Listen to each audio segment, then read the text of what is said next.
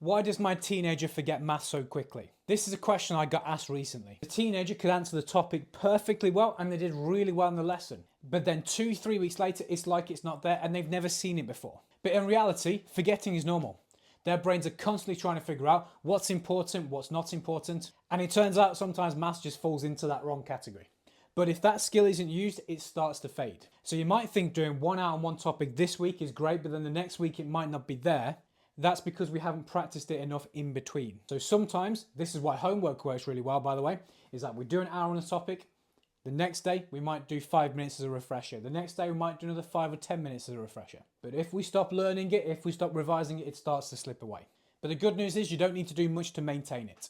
So if you feel like your child has a memory like a sieve, let's not just assume that they can't do it or that their memory's not very good, because quite often we just need more practice.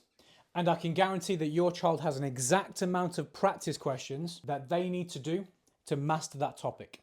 Because one child might be able to master a topic in 10 questions. Another child might master it in 20 questions. Your child might need 50 questions.